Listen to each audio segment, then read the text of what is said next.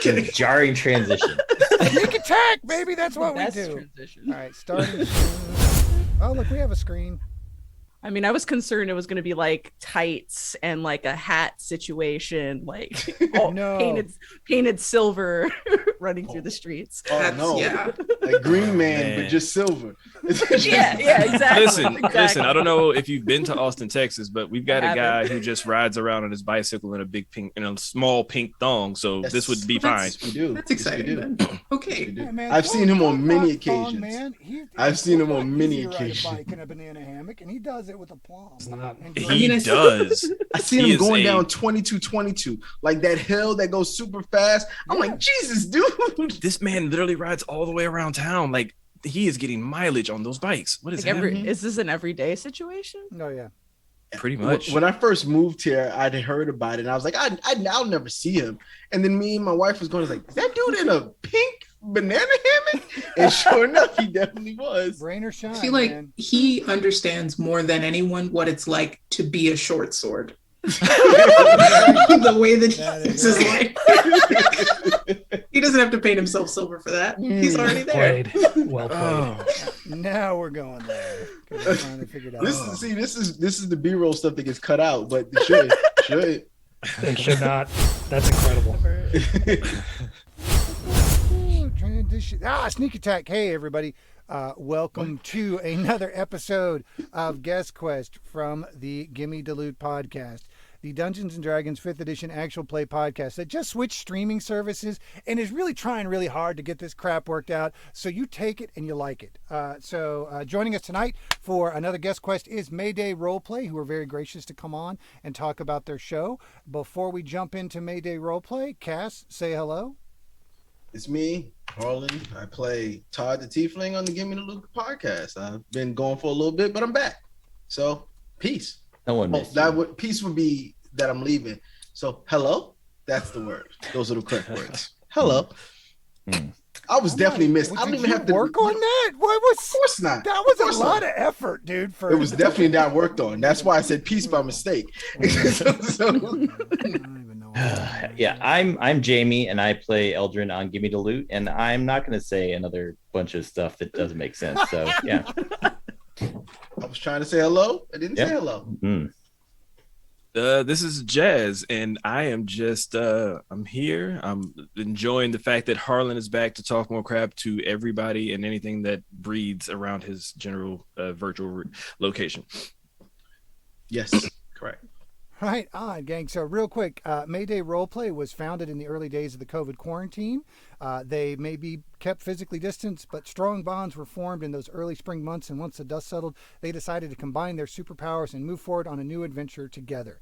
All nerds and artists, they wanted to explore a variety of TTRPGs, DMs, styles, and characters. Mayday Roleplay features games such as Delta Green, as well as D&D, as with cast members Sergio Crego. I'm going to say some names really wrong here. Correct me. Save your corrections till the end. Amanda Domenech. Zakiya Goggins. Eli Hauschel. Caleb James Miller. Aaron Pabst, and Allegra Rodriguez Shivers. Joining us tonight, Zakiya, real quick. Zakiya, thank you very much. Look, I'm sorry. I grew up in Florida and Texas. I try really hard, but I'm not very good at that piece of it. And they make me do the intros because of it. It's really fun. It was good. Is that the only one he got wrong? I think so. So, Mayday sound off for us real quick. Besides the name I got wrong, joining us tonight. Well, I'm Eli. Eli, cool. Hello. Hey, I'm Vince. I'm I'm the new addition to the crew. Right. All right, guys. Well, thank you. Thank you for joining us. So, for those that aren't aware, Delta Green is a Call of the Cthulhu system, right? It's based off of Call of Cthulhu, but it's more modern day. Am I right in that? Am I wrong? Just about, yeah. So, if you okay with me taking this? Yeah, yeah, go, thanks, go. So yeah, okay, right on. Yeah, so it started off back in the early aughts, late '90s, as a supplement, a modern supplement to the Call of Cthulhu system. But after a successful Kickstarter in mid 2010s, it is now its own system. It's its own game, published by Art Green Publishing. All the folks who worked on the original supplement. So now it's kind of its own thing. Oh, okay, cool. So it's kind of grown beyond that. But is it still kind of Lovecraft? It's still horror oriented, though, Absolutely. Right? Oh, yes. Yep. Very Oh, much. yes. Very much so. All Yep.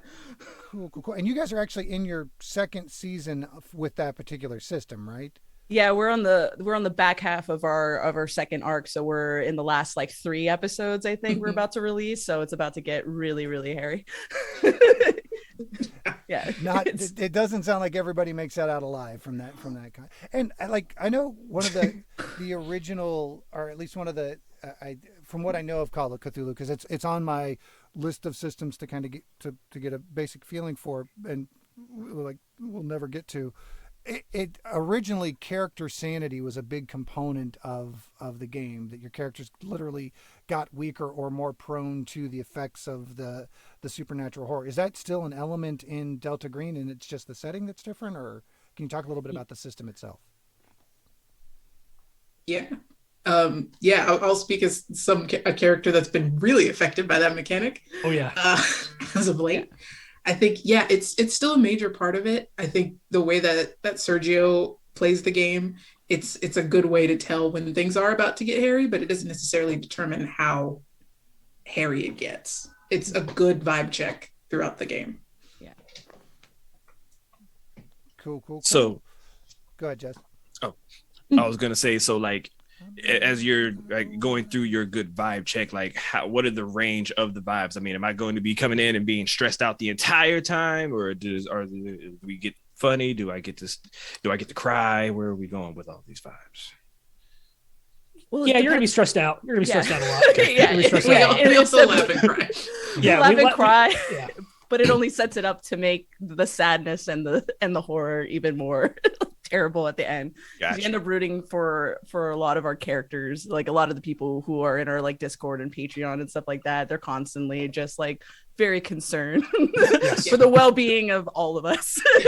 Right. Especially as this keeps progressing. And I think what is it? We recently just added a Deadpool to our Discord because we're getting to that point in the campaign where we have to figure out who's gonna stay and who's gonna go. Oh no. Oh. Yeah, so it's been a very interesting time for our patrons. They've been throwing theories. They've been just nonstop trying to figure out what the horror drops are going to be as we get to the end. So can you talk a little bit about the characters that you are playing? I am playing, my character's name is Agent Hyde. I am a pilot from the Army. I'm brought on to this team called Perennial as one of the members of security. She's a Hawaiian character that's stationed out in Hawaii and has been kind of thrown onto this group to be both a chaperone of many sorts, both as like a bus to like places as well as wrangling human beings and keeping them hopefully alive. Right. And complete opposite of Eli's character, I play Agent Warp, who's a researcher. That's sort of there's the security team and the research team. She's a researcher who specializes in the strange, maybe from experience, maybe just because she reads a lot of books. Overall, just a weird woman to be around. I've had to learn about like roving and like how to make like yarn from this character. How she decompresses from the horror is hand spinning yarn, and she carries a 5-pound bag of sheep's wool with her wherever she goes. 5-pound bag of sheep's wool? Yes. Yeah. Isn't that a lot of wool? It sounds like it seems like a lot of wool. It's really a 5-pound bag of sheep's wool is about this big. Yeah, it's about a pillowcase. Yeah, okay. It's a pillow. It's a pillow. I just imagine sheep wool being like very fluffy, but not weighing a lot. So 5 pounds of it, I just imagine it's just a large amount of right. It's like a sack over the shoulder. I'm like picturing like a whole like trash bag full of like wool. You just like a black hefty bag. Right. Exactly. Look, I think she definitely buys her wool in trash bags, but it feels Totally. it feels like when you go to Absolutely. the beauty supply and you get hair, but you got the worst kind of like the if fake hair could expire, that's what she's looking Brilliant. I'm not really in this campaign. I just had a guest appearance as a pretty big recording in progress. pretty big kind of background character. But for the most part, I've been kind of behind the scenes helping Sergio out with various plot developments and set pieces for this arc. And we've been working together to make it as fucked up as humanly possible. And I think we've succeeded pretty. Sergio is brilliant. He's a brilliant handler. He's done a phenomenal job with it. And for anybody who's not familiar with the system, handler is the term that Yes. that basically your game master, your DM for that part. So Exactly. Mayday, is it a dice pool? I'm sorry, the Delta Green, is that a dice pool system? Can you walk through a little bit of the actual game mechanics on it? It's a percentile mechanics game. So each there's like a plethora of different skill sets that your character can be customized to have. Like for instance, I have like a high 80% in like alertness. So we roll d10s, and if you go above it, you fail. If you go under, you succeed. And then based on the percentiles, how much you probably succeed, the handler gets to at their discretion. And then if you roll like doubles, I believe it's like critical success and critical failure. Cool. So it adds to the ante. Yeah. We like to roll 99s in our group. Often. Yeah, that I was going to ask, how would you handle crits in that system? But that's a pretty cool way of doing it, because I guess technically, statistically, it would be about the same percentage since you're rolling because you're rolling the 2 10s, right? Yeah. You guys have also played D&D, which obviously is the D20 system. So is with the percentile system, is it like a lot of dice pool systems like Vampire or some of the Powered by Apocalypse games that we've been playing on our sideshow lately, deal with partial successes? Is it a pass-fail system, or does it have that room for that partial success, partial failure? Yeah, so I believe with like how much close you are to your skill set, or like how lower the number, I believe is like how you can kind of determine how much of a success you get. And versus like if you're like right up at the precipice, there's a little room for it like to be a little bit more complicated. It becomes just at the discretion of the DM how they want to play that out, but just based on that. And that really comes into play with the opposed tests too, right? When you're rolling an opposed test, who scores higher or lower in that range will drive who succeeds and who fails in an opposed test. And I think people are homebrewing the partial success, partial failure, or constant failure in the case of the Party of Five, into their games a little bit more.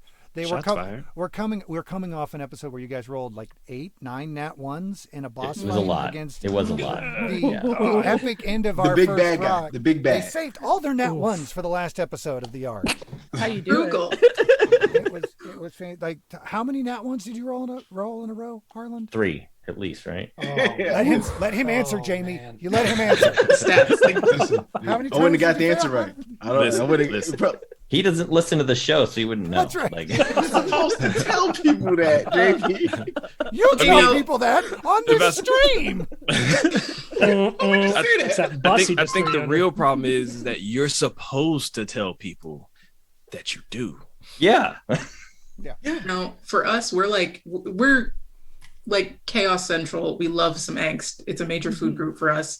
When you roll 8 natural ones in a row, is that not kind of a little exciting? By like the 6th one, you're like, okay. It absolutely is, and that was, that's one of the things that I've always been a big advocate of. Is if you're fudging dice rolls to give yourself passes instead of failures, you're cheating yourself more than you're cheating your DM. Because look, especially when you're a more satirical podcast like we are, those when the PCs just screw up, or when the NPCs or the villains screw up, that's your opportunity really to have some fun with the moment of what can be a really serious moment when they fall flat on their face. And it makes for good story. You know what I mean? I think there's some good opportunity. So the failures are often just as much, if not more, entertaining than the passes, especially with what we do. Oh yeah. All the time. Yeah. I mean, it's like for us, like constant failure in like Delta Green is just like terrible and angsty, but like constant failures in when we were playing like D&D was probably like the funniest shit ever. Because we had was it Allegra plays our wild magic sorcerer, and I had a rule for every nat one for anything, any ability check, anything would have to roll on the magic table. That's all turned into so many things. Yeah, they transformed into like 5 or 6 different things over that campaign, and it was so fucking funny. Like in the worst times too. They absolutely. I need to engineer more wild magic surges into the wild magic sorcerer class. And I know when it was old man talking now. I remember back when it came out in 2nd edition. Like they actually had I think it was a first level spell. It was something reckless, Dweomer, where you basically said, "Hey, I want to try and cast magic missile," and then rolled a wild magic surge. It's a way for you to just automatically cast a wild magic surge. And I'm like, man, that spell needs to be in the game now for just the pure chaos that it can induce. And I will spoiler alert for season 2. There is a character on this podcast that will start to have wild magic rolls on the wild magic table. No surprise that it's Moyle. No surprise that at some point Andrew will be able to trigger those. I'm sorry. Oh boy. So what you're saying is we'll be defecating on ourselves on a regular basis. We're gonna have a lot of fun. You can spend an episode as a potted plant, Todd, is what I'm saying. It's a part of it. That's on the table, man. You turn into like a fern or a hibiscus for a couple of rounds. Yeah. I was really scared that it was going to be me stuck with this. No, just because I gave you some sorcery points on your. Oh wait, we haven't released that. Oh wait, yeah, the patrons have heard that episode. That's all I care about. So, you got your show's bio describes you as a group of artists. Can you guys talk a little bit about what, other than the streaming and podcast, what your kind of involvement, either what that other artist element is for each of you? Well, I am professionally an audio engineer. I work in a post-production house. I'm also a sound designer and a recordist. I do things for Netflix and stuff like that. I have a bunch of dubs that I've worked on out in the universe, and a couple other projects that I've gotten to work on. So that's primarily what I do artistry wise. So a lot of us are from the actual film and television industry doing our thing, you know? Yeah, I'm working in art department, so I do like all the character art for the show. I do, and like set decoration, construction, set design, all the art department stuff. And I'm over at the Warner Brothers where the Animaniacs live. Nice.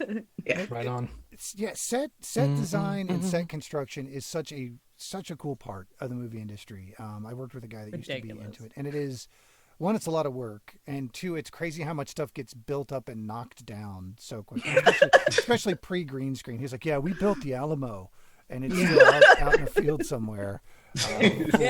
Old towns just existing. Yeah, just out of there. Shooting areas. Yeah, haunting.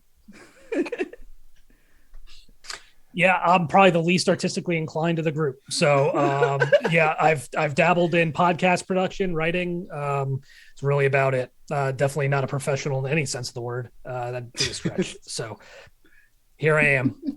Hey, folks. Hey. So you made it to the big leagues, though. I did. You made it to the big leagues. Absolutely. Yep.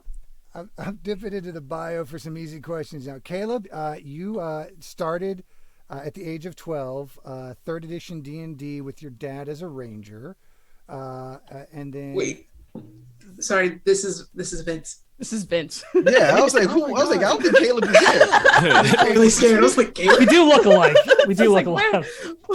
Vince, your bio's not on their website, Vince. I'm that new, man. He's that new, buddy. Yeah. Well, I'm gonna read now. I'm gonna pick a question from Sergio's bio for you. I'm just gonna do wrong dude bios for you for the rest of the show. Double down. That's what I'm here Like for.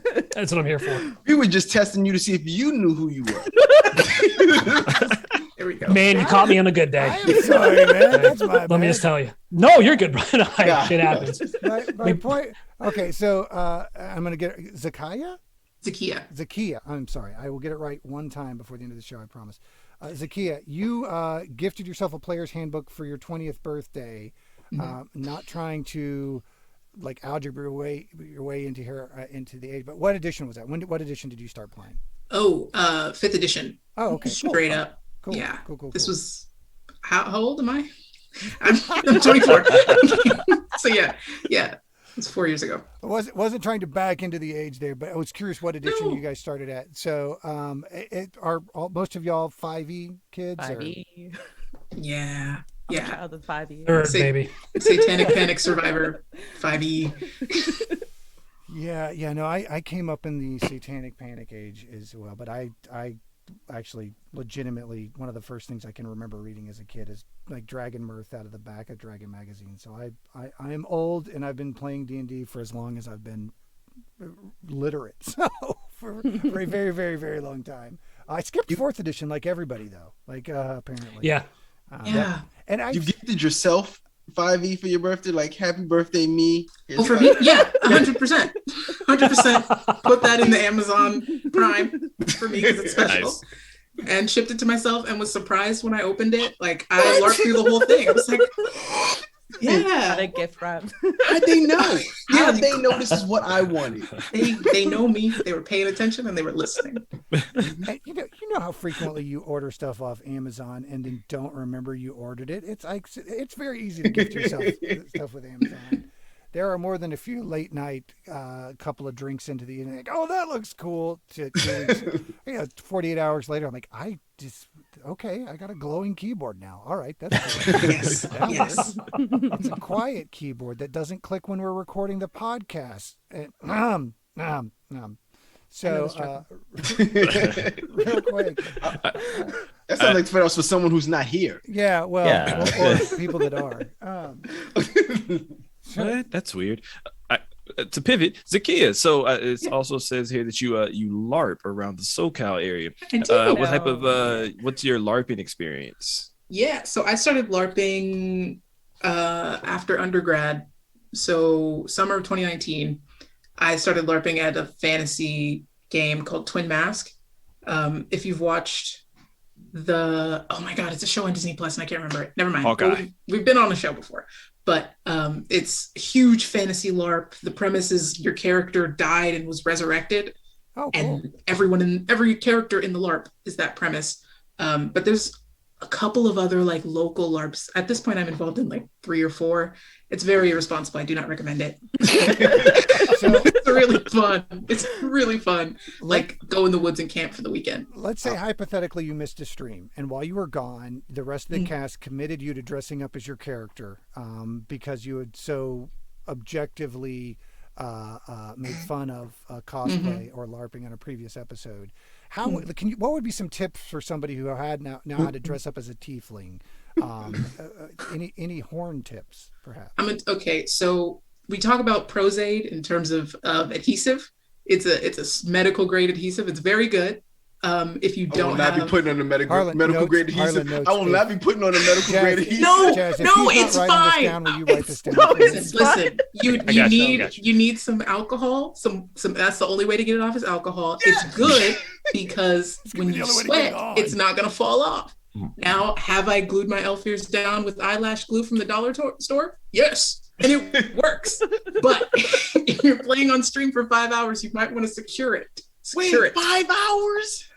Yeah, no. Well, streaming for 5 hours is light.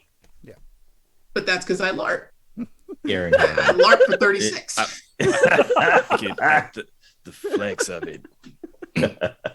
She said light work, Harlan.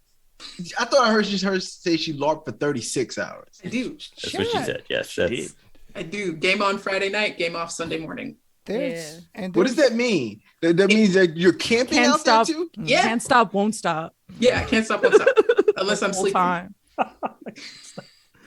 Yeah, we have a small kind of Renfest outside of Austin, and there's a big camping component. People will come down and cosplay for like the whole weekend, Harlan. Yeah, is it the Scarborough, right? Scarborough's the big one in Dallas. There's like 2 smaller ones that are around Austin that I've been to once or twice, way pre-COVID. that my kids had finally gotten old enough to where it'd be cool to take them out to it again. And it was like, oh, but the world ended. We're sorry. You don't get to do things anymore. So hopefully sometime soon that will stop and we'll get to do things again. And that's on the docket, especially since my son has just finally started to warm up to Star Wars and some of the other content and stuff. So it took him a little bit to get there, but my daughter took to it right away. But it took him a couple of years to get into it. But, I raised him Orthodox Star Wars. He'd never seen the prequels or any of that stuff until very, very recently. And maybe that's the correct way. Yeah. Well, and like, not like new Orthodox Star Wars, but hardcore Orthodox Star Wars. Like only the bonus discs off the limited edition DVD release. That came back in the 90s? Yeah, not remastered at all. Like it is the original theatrical no CG. cut. Yeah. Like, they had no idea. And then Disney Plus, man, after like they got subjected to it constantly. I was like, okay, guys, we'll get a Christmas tree and you can watch the prequels. No, we had a Christmas tree the entire time. But I did let them watch the prequels. But by then they had been influenced enough to go, these are terrible. I'm like, I've never been more proud of you than as my children. So That's what I've heard. Guys from the panels, any questions? Harlan, Jazz, Jamie? I don't have much. I'm intrigued by this LARPing thing. Full disclosure, I have made fun of LARPers in the past. I understand. Just full disclosure, which is leading me to having to LARP in the future. I don't like it, but it's something that apparently I've been agreed to. What made you get into it? Yeah, sadness. No. Oh no! No, it was a final semester of college. I was literally ready to get into a car and drive in a direction, and then I found out that I could pretend to be an elf in the forest for 2 days, and that sounded like the safest alternative to stealing a car. So I thought, let's do that instead. I said get in a car. I didn't have a car in college. I thought you meant get in a car that you had. No, just a car. I think you made the right choice. Yeah, I think so. Yeah, and it's already like once you're playing D&D, it's really just the cost of a real outfit, and then you go camping, and it's stamina and it's costume design. Boom. There you go. But for Harlan, it means leather pants. Yeah. Because. And then we're investing in baby powder. Are you writing this down? I didn't even think about that. That is a good one. There is going to be a real Ross leather pants moment if you don't. You need to make sure. I've never wore leather pants, not even in like the puffy days. Never had leather pants. I have already bookmarked Pros Aid for you, sir. So just you're welcome. Exactly. So cool. All right, guys, chat. What questions do you guys have for Mayday? Well, we realize that there's a delay and it takes a couple seconds. Hey, I think LARPing has obviously has a little bit of a reputation, but you gotta admire the confidence and the amount of effort that somebody can put into make some really incredible costumes. There's a large amount of skill and effort that goes into those things, and just being comfortable enough in your own skin to go out into space and just have a blast doing whatever is something I think really shouldn't get as much smack talk from the nerd community as a whole, let alone from Harlan. Well, especially like during the Panini Press, LARPs have had to be digital, like entirely virtual, which is just streaming. Like if you're already used to streaming in character, if you're used to playing D&D on Twitch, then you can LARP right now. You really, and honestly, I recommend it because you just have to be in character from shoulders up. And you can wear pajamas. Like it's much better. Does that count? Yeah, no, it counts. It doesn't, Harlan. Not for nothing. Not for you. So the LARPing community has taken a bit of a hit during the panoramic that we've been in for the last few years. Yeah, I would say. Well, yeah, because I mean, it's not safe to be. Well, it's not safe to be out in the woods because it's the kind of LARP that I do. It's like boffer LARP. We're fighting with foam swords. You're this close to somebody, you can't like not breathe in people's faces. So it's not very safe. Okay, so back us up. So what are the different kinds of LARP then? Because you just threw out a term there that I am not familiar with, and I've always kind of assumed that all LARPing had a mechanical component to it. It wasn't just necessarily role play in and of itself. So can you walk us? Did you say bopper or boffer LARP? Boffer, 2 F's. Okay. Not bopper LARP. I thought you said bopper. I don't know. I can't say things right. I'm sorry. No, different genre. I'd say the main ones, without taking too much time, boffer LARPs are the ones where there's fake combat involved. There's usually like fake foam swords. It's contact, like lightest touch contact. Okay. Then there's parlor LARPs, which are usually like political diplomacy. I'm not running for my life. I'm not fighting. We're in a hotel ballroom and we're gonna play this story out. Sometimes there's a mix between the two where there's like a non-combat space and a combat space. The one I go to, the entire area you can fight in. See, so I thought Parler was a right-wing conservative social media. I didn't know it was a LARP thing. I can't understand why it didn't take off. Oh, okay, sorry, different Parler. Yeah, we definitely had it first. How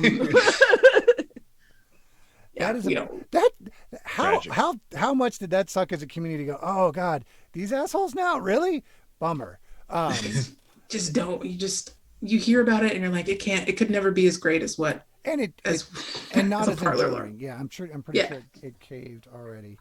So yeah, I know, because I could have told you, Jez, that the LARP communities, because I've been trying to find one around Austin to insinuate ourselves into for Harlan's upcoming appearance, and have not been able to find one. So if you guys if there are any LARPers who watch our stream or who hear this when we rebroadcast this in the podcast, please reach out, because I know a certain tiefling and his sidekick who would love to make an appearance at your next event. So I had a question for Eli. Yeah. So how large is the tabletop community in Oahu? Oahu? Honestly, I didn't really get into tabletop until I moved out to Los Angeles. Okay. There is a small community because I've been able to connect with a handful of people from back home.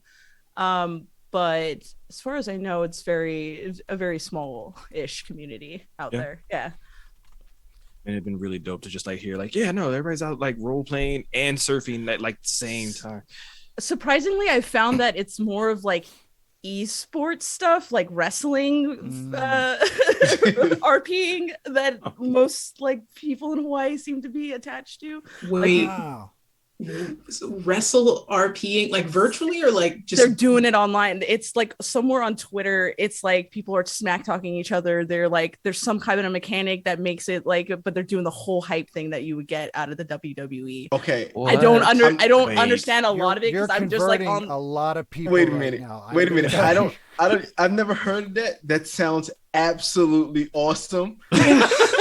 I'm on the outskirts of the corners of that community, so I have no idea 100%, but it sounds like people on Twitter are role playing as WWE wrestler stars and are fighting each other online. Virtually. I've heard of Twitter RP, but I did not know that it was for wrestlers as well. Yeah, apparently. Just cutting promos on each other and this is awesome. The whole thing, apparently. That's so weird. Wrestling only has one era in my time. That's late 80s, early 90s. So that is what I am thinking about. Yeah, no, it's so good. Classic that promos. Sounds amazing. It really does. I've never even heard of that. I might actually do a deep dive into that. Yes. If you deep dive and know more and get more info, please tell me, because I'm just slightly curious, but don't want to I'm very get lost in that sauce. You have found his next passion play. There's no. You guys are going to be doing this next.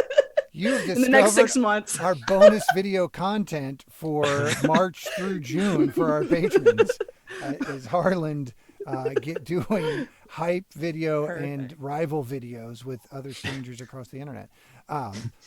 Shift Kicker asks in the chat, with boffing, is there a point system and rule set to win an encounter, and is there a DM running the thing like a referee? Yeah, actually. Okay, so for boffer systems, I'll just talk about Twin Mask because that's the one I know the most. You do have a mechanic for weapons. Basic weapons, let's just say you get one. it's a +1 weapon, meaning if I have a short sword, I should just get my weapon. Hold on one second. Sure. I'm for this. Yes. Please, I want to know. Harlan is an apprentice blacksmith, so maybe the better he gets and the bigger his forge gets, he could start making his own gear. Obviously, for the internet's sake, this thing is made out of foam. You cannot pinch swords. It's not a real sword. If I get a weapon and I swing on somebody, then that's 1 point of damage. We have 5 hit points in the game. Cool. Now you have 4. There's just like regular combat. You shouldn't have to have a DM. You should be able to govern yourselves. It's like a social contract. But for really intense battles, there's a couple of people that work in story and plot, amazing people who give up their weekend. I don't think they sleep, who are watching and making sure that people are fighting safely, and they're not counting for you, but they're making sure that everyone's having a good time. Good. Yeah, there's I know I've seen outlines for rules for that before, kind of way back in the day, but I've never really even had the opportunity to do it. And again, I know that the community is kind of on hold right now. Vince Dreeken asks, green screen background for a reason, or are you just brave and or crazy? Brave and crazy, baby. No, room's a mess right now, so I got this up. Good, because our fans, the people, they will make fun of you and they will hurt your feelings. Oh yeah, I believe it. They have made fun of my chair. I don't know if you can see it back there. It has the New York Giants logo on it. But that's why. Number one, that's why. It's a lazy boy. Underneath it doesn't look good. Yeah, real talk. I was gonna have OBS virtual camera going with cool shit, and I'm an idiot, and it kept freezing on me in Zoom. So go nuts. There we go. It's taken me half the stream to get the pictures positioned where I want. So please don't feel bad. Don't feel bad. There we go. All right. Do you see our guy Jamie? Do you see how he has a blurry background now? Yeah. He didn't used to have a blurry background. They have shamed him into blurring his background. Not only have they shamed him, but this has turned into our 20 patron goal was Harlan has to cosplay as Todd the Tiefling. Our next patron goal is Jamie has to do a laundry folding stream dressed as Tingle. Mine's way worse. Yours is inside. Todd's is in public. Our goal Mine after is that unitard, though. We get a real best bear costume for Andrew to wear on stream because he normally streams as a digital bear.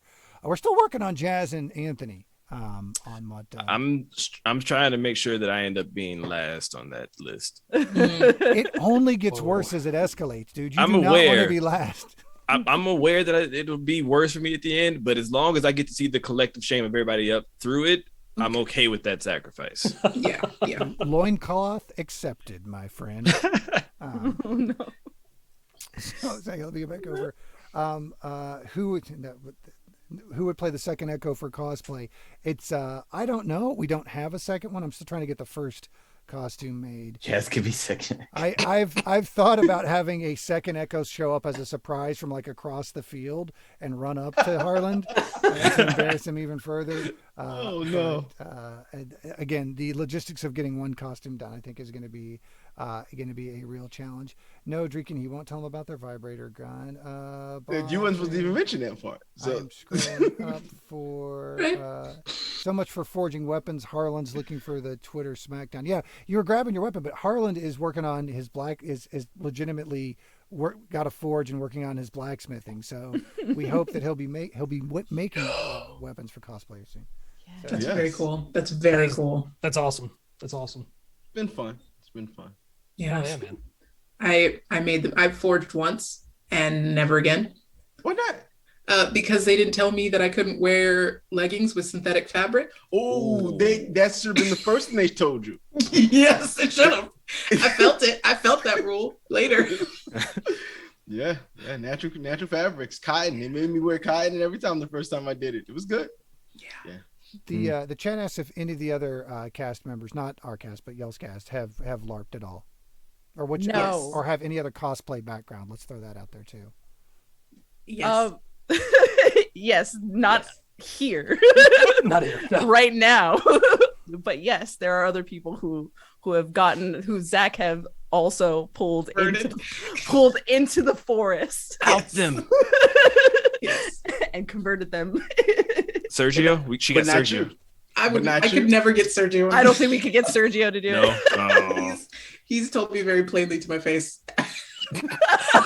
Just flat out no. It's a big ask. Like, I don't expect 36 hours. 36 hours is a big ask. I'm an introvert. I can't. That's a lot of spell slots. Too much social capital. There's a lot of charisma checks in a given time frame. Probably after 12 hours, if you bonk me with something, with a real fight, I'm gonna get real mad. I'm tired. I'm cold. Don't leave. But 36 hours, how much alcohol is brought? That's to these exactly events? where I was. Here's the thing: Twin Mask is a dry event. Really? Get out of what? Oh my god! See, that's also another thing I couldn't. And it's on like federally owned land, so there's no smoking either. And that's where you lost me with dry. And that's where you lost me because 36 hours in the woods, hammered and pretending to cast spells. Yeah, yes, much better. Yeah. Would not fight somebody.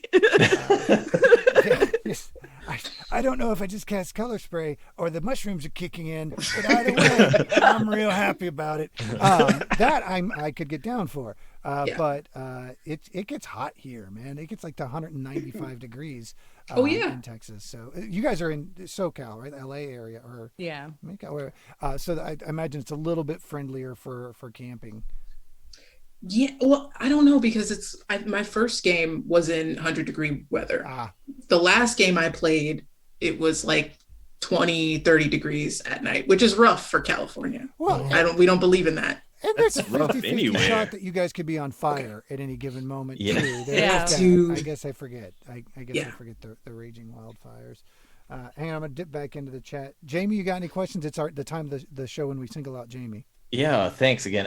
No, I was just curious, like how you prepare for like a horror-based game versus like something other like Dungeons and Dragons. Like, what mindset do you have to get into to play a game like that? How do you prepare? I don't know, Vince. Question. Yeah, I was gonna say, Vince. How do you prepare, Vince? Oh man. Well, I think the most important thing is you got to get player buy-in, right? You got to be upfront with what the objective is, what the tone is, because tone's important in a horror game. With a game like D&D 5e or just a fantasy tabletop role-playing game in general, there's a little bit more leeway, a little bit maneuverability as far as tone goes. When you're playing a game like Delta Green, where it's very much about the descent into insanity, coming face to face with these unnatural horrors and kind of watching that descent happen in real time. You got to make sure you got the player buy-in for the tone, what they're in for. Like, this is not a game about victory. If it is, it's very infinitesimal. It's not lasting. So understanding the role that your character is going to play, and what your job is as the handler, the generic term for game master, is to tell this story and be uncompromising, right? Don't pull any punches, don't cut any corners, don't fudge any rolls, because the failure is just as horrible and interesting as kind of Eli and Zakiya mentioned earlier. All that is just as interesting as the successes. And if you do succeed, it's not for long. That's not going to last. How combat heavy is the system? Not very. When you're in it, like I had a character in a game I've been running, get one-shotted with a shotgun. And it was never engage in combat. Lights out. Yeah. Combat is very, very quick, very deadly, very lethal. If you're not careful, you'll likely get one shot. It's easy. Yeah. Wow. Our group would do very well in that. Fight everything. That's all we do. There's so much running away. And that's you'd be right. You'd be good for Delta Green then. Yeah. There's one person on our group, Amanda, whose character just runs every time. It's a viable strategy. Smart. Only survivor. Fate would fit in survivor beautifully in this situation. I think the rest of you guys are dead. Isn't your character army based? No weapons? You don't bring no weapons into it? Oh no, I bring weapons. Yeah. Oh yeah. Yeah. That's the thing, right? They'll only get you so far.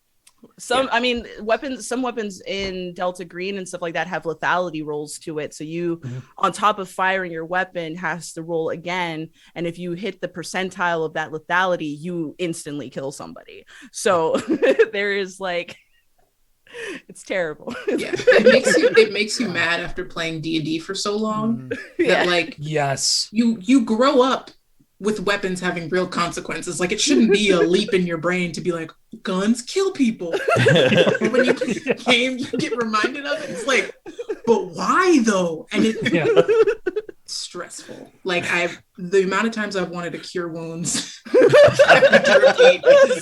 Now, keep in mind, we are streaming from Texas, a state that traditionally has issues coming to terms with the fact that guns do in fact kill people. So bear with us. Yes, this is true. We're gonna have to reinforce that a few times. But you gotta pause the stream.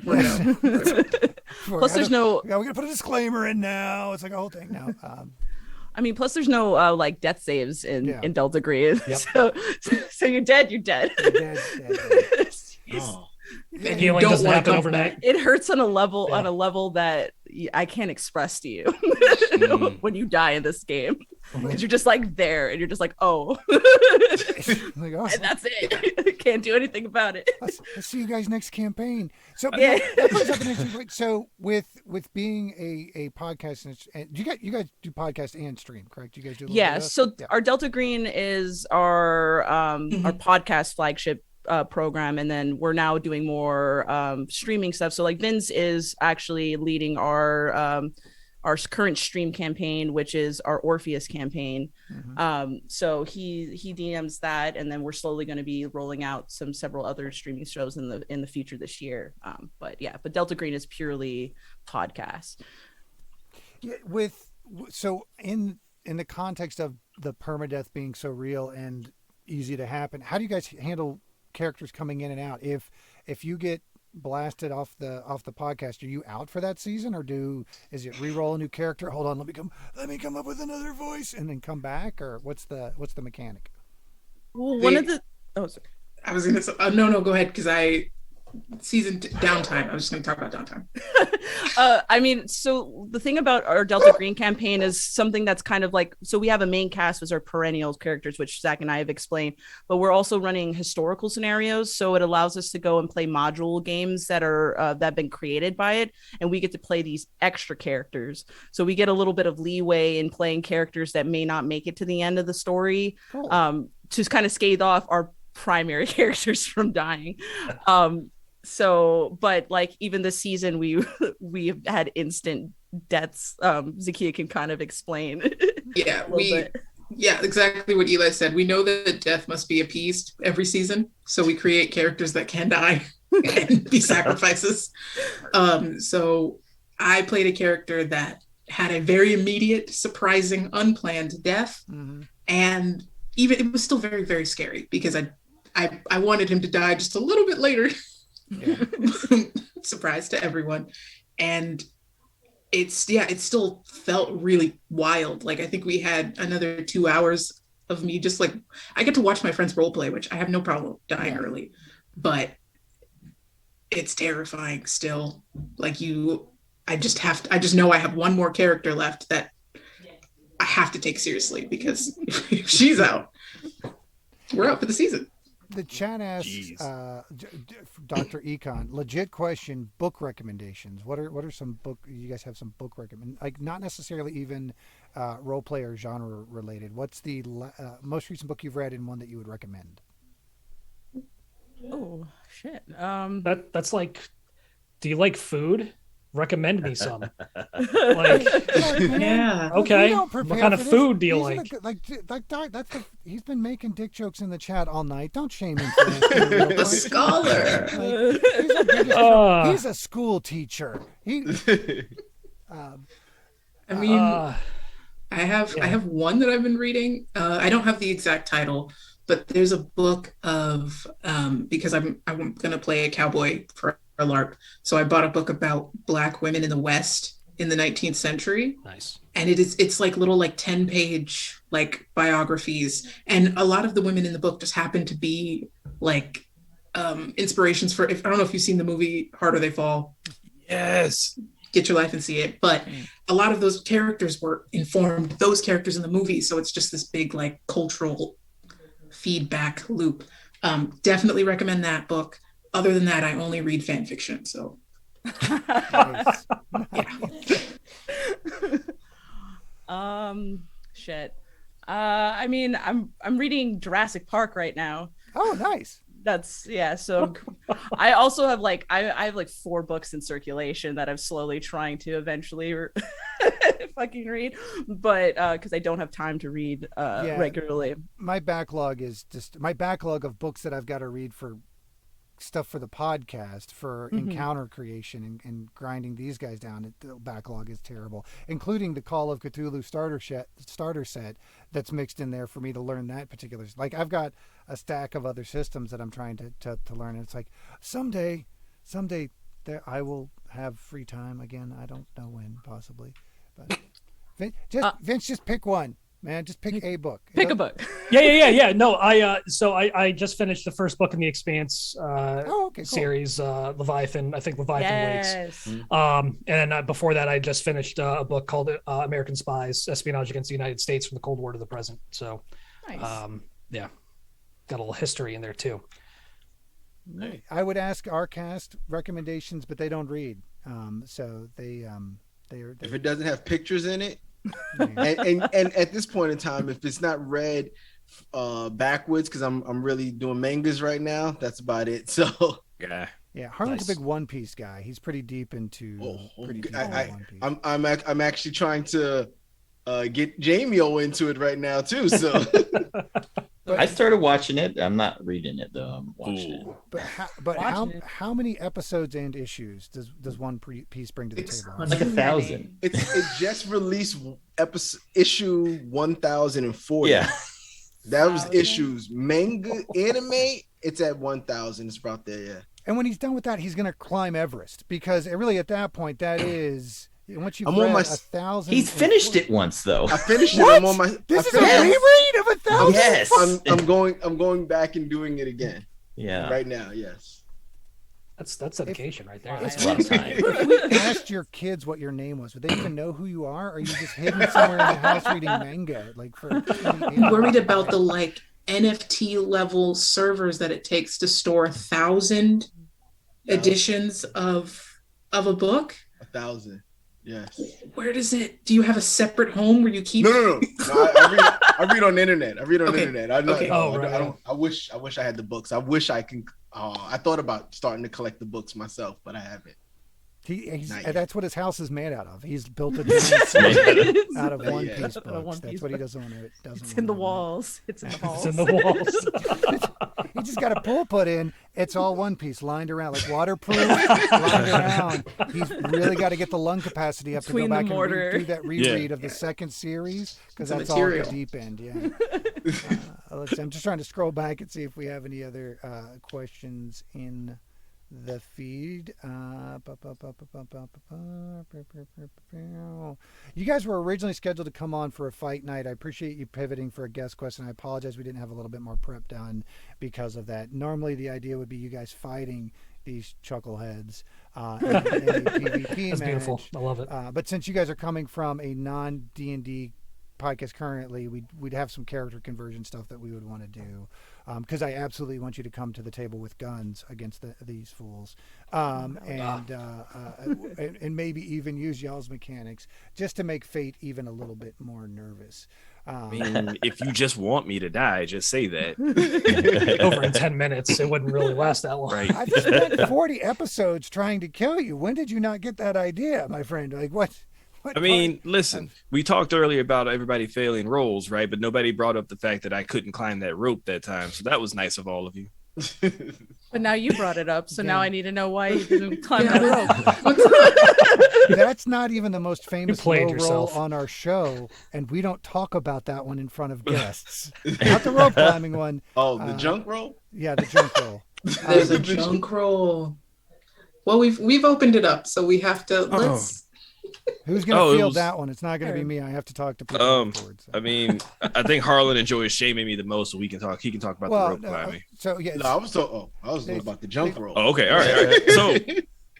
So So we had a character who was sitting at a Springs, and he got approached by some police officers, and he got up out the water, and he was naked. And the DM asked him to roll for size, right? Roll for girth. But I thought size was No, girth is funnier. Girth is funnier. All right. But he failed the size. When he rolled a 2, no, he rolled a 3 on that, and he's like, "You didn't let me roll for length," so he doubled down on it and then rolled a 2. So that was that was one of the that was like moments. that was like our sixth episode or something like that. It was really the thesis statement for our podcast. Oh, it was at that moment we knew what we were doing. All the pieces came together. Yeah. Everything was In a lot of weird ways too. The tell the rope story. Basically, they were trying to sneak into a city. And came up with 4 very constructive plans, all of which they abandoned before even really attempting, and then decided we'll just throw a grappling hook up and climb up the rope. And everybody passed with flying colors except Fate, our wizard, who could not pass a DC 10 climb check. No, 3 times. They made me try 3, maybe 4. Yeah, you were climbing that rope. No, because I did pass once, but it only got me so far up the rope, and that's how I almost died. You failed, not a pass. And you had to roll for how far you got up. Yeah, well, because he was so it was a 100-foot climb, right? And I made him roll a D10 to see how far up he got once he failed, and the first roll was like 60 feet, and they're like level 3 or 4 at this point, so that would be 66 falling damage right off the rip. And then there was a spirited discussion as to whether or not they should cast Featherfall as so imagine that slow moving falling scene from any character or wherever, and somebody going, well, should we cast Featherfall? I don't know. I have uses a day. It wasn't even like there was no reason to not save me, and it was a free spell cast, so they were just really not concerned with my well-being. I DM for horrible people. It's the story. One time we made the weak guy not climb the rope well in gym class and laughed at him when he almost died. That's the story. That's basically the story. Okay, we have to DM for Aaron in our group, so yeah, that's one person. Chaos incarnate. That's exactly what we have our chaos agent on our show, the infamous Roll for Girth Dragonborn himself, who is not here tonight due to some computer issues. It sounds like you also have an Agent of Chaos on your show as well. Yes, what's your favorite story from your Agent of Chaos? God. Sheep farm. Sheep farm. Sheep farm. So Aaron is our resident chaos agent. There isn't a character that hasn't stumped the DM on our team. Right, Vince? Yeah, absolutely. No, every session, everybody gets a turn at stumping the DM. Yeah. So Aaron plays Agent Samael in Delta Green, and he's our resident priest. But he's like worst. A mess. Yeah. He's a mess of a priest.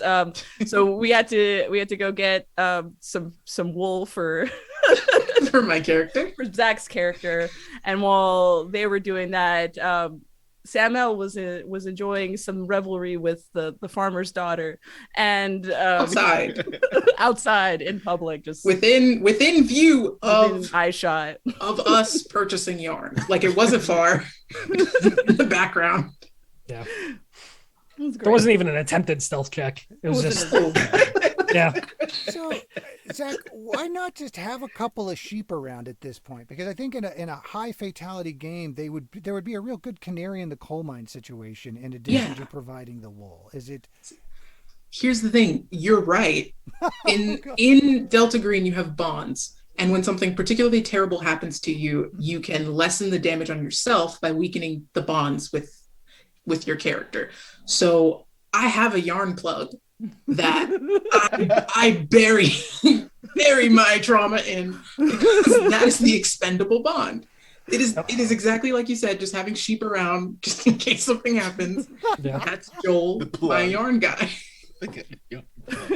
I mean, we only had to go there because we were out of town away from the plug. So we had to find a temporary plug to kind of hold them over. The plug was in California, where Warp lives, and we were in Michigan, so we had to find a temporary plug.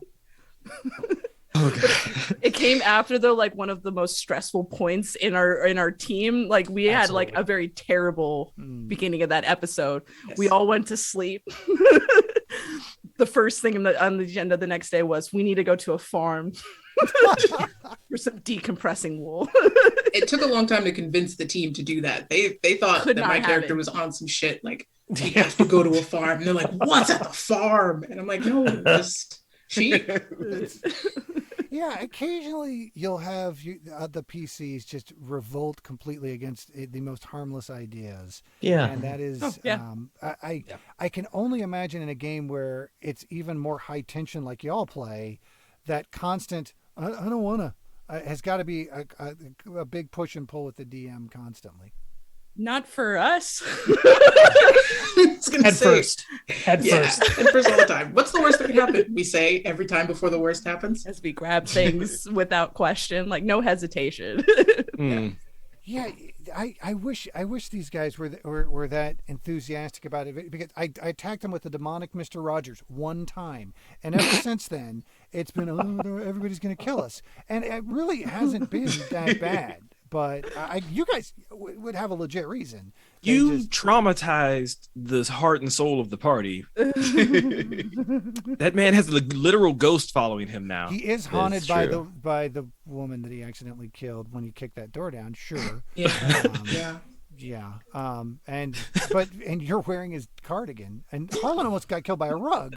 So you effectively skinned Mr. Rogers and is weaing a skin around his throat. I am wearing Mr. Rogers' jacket, and I'm okay with this. He's really your neighbor now. really is. Cool, gang. Well, then I think we're going to start to wind this down, unless the chat has any other questions, or the panel. If you guys have any other questions for Mayday. No. You traumatized them, so they immediately started shooting at those fire babies without asking questions first. That's true. Eldrin did shoot a toddler.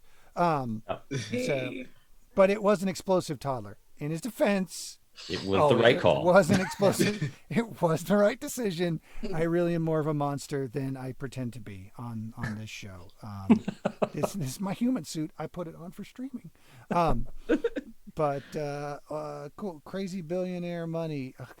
QLHT2. Hey, QLHT2. You're not one of our welcome. You're not one of our regular chatters. Wait, is that don't waste good yarn? Don't waste bad. We have a knitting based Patreon supporter. It is Lila. Okay, cool. She constantly changed up. I was like, wait a minute. When I saw her yarn comments earlier, and for the record, you have probably gained one new fan with the yarn and knitting thing, just with Lila. She's changed her patron name several times just to support yarn related comments about Todd, or to try and screw up my terrible pronunciation even worse in our Patreon support section. So, hey, Lila, thanks for joining us on Twitch. Crazy billionaire money. What would you do with it? And we're going to ask everybody this one because this is a fun question. Zach, crazy billionaire money. What do you do tomorrow? Ooh, other than obviously loans. Okay. We're buying. Gosh, I don't know. We're going. Well, we can't go anywhere. We're not going. We're making a ball pit. The house is now a ball pit. I'm going to buy enough plastic balls to make my house a ball pit. Nice, nice. It's going to be hard to follow that one up. But Eli, you're up. I mean, damn. I just need all the gear and the studio stuff that I need. So that's probably that. Buy my mom a house or something. Thank you for being smart. Not feral. I'm a pragmatic individual. I'll give you some money to cover the ball pit. It's covered. That's covered. Thanks. I'll take care of everybody. Vince. Man, buy Caleb's Dream Theater. That will double as our streaming space. Hell yeah. Right? Full theater, full production value. Like, we're gonna make Critical Role look like chumps, and then do this until I die. Like, that's the dream. Jazz, what do you got? I'm incredibly petty, as you all know. I'm going back to my old hometown, buying all of it because it's a very small place, and then kicking out everybody I didn't like from high school. Yep, beautiful. Oh, wow, in front of the king. While dressed as a black elf, more importantly. This guy gets it. Yeah, I know. Yeah, I know. Hell yeah. Jamie. Besides I cloning would- Tom Brady, that's off the table. Damn it. Well, now I would probably use it to fund like my dream game, like make a video game from scratch and just not have to work, do it on my own time. Harland? Besides, get a light that doesn't make you look like you're on a Barbara Walters special. Sure. Jesus. I have definitely thought about if I had crazy money like that, it would be I build a house inside of a mountain like an evil genius. I thought you were going to say build a house inside of a house. Its house is all the way down. Me too. Like mountains with like secret tunnels, like basically Batman's house. Okay. Is what I would build with that Secret kind of money. Like tunnels for secret me. layers. Man, just push this button, Elaborate. doors open up. Yeah, it would be stupid. It would There's a be dumb. minotaur. It would be dumb. Okay, so I feel like I thought I heard somebody start to sing the Secret Tunnel song from Avatar Yes. when he said Yeah. it. Okay, all right, okay. It wasn't just me. Okay, all right, we're good. Yeah. That was literally, once you said secret tunnel, I didn't hear anything for 3 seconds. It's zoned out. It's gone. Okay, gang. Well, chat, last call for questions before we wrap up for the night. Me, I'd do nothing. I'd straight up office space that shit. I would do nothing. Shit would be water slide to the bathroom in the middle of the night. Way to go, Dreeken. Pure genius. A fortress of solitude, if you will. Going Bruce Willis on them. Or Bruce Wayne? It's Bruce Wayne-us. No, Wayne, maybe? Okay. Just more about me traumatizing the party. Well, cool. Mayday Roleplay, thank you so much for joining us again. If people wanted to check out your show, where could they find you on the interwebs and on the streaming world? Well, you can find us everywhere you get your podcasts. So yeah, and as well as Twitch, you can check us out weekly. We have like a bunch of different stuff going on right now. Aaron plays the Sheep Farm, which is where he gets to play awesome video games, gets to chat and hang out. Sergio's been doing some awesome mini painting on Tuesdays. And then Friday, Saturday, we either run one shots or our interim campaign. I believe next month we'll be starting our Orbit of Blues campaign, which is a lo-fi space western that I will be DMing with. I am here for that. Holy Yeah, shit. I love lo-fi space western. Checks all the boxes. Thank you Yeah, so much. or it's a really fun thing. We got a awesome small cast of people as well as a really awesome guest. So look for that coming next month. But yeah, you can follow us also on Twitter at Mayday Roleplay. That's where you can kind of hub out and you can find the rest of us kind of lurking in the chat. And then yeah, if you like what we're doing, want to support us more, then you can also find us as well as on Patreon. So yeah. Well, cool. Hey, gang, thanks for going. I always wrap up with a question for the cast that they're totally unprepared for. So, cast, if you were confronted with Eldritch Horror right before Cthulhu claimed your existence and your soul and your sanity, what would be your movie action reply line? Jazz, you got to go first. Oh, damn it.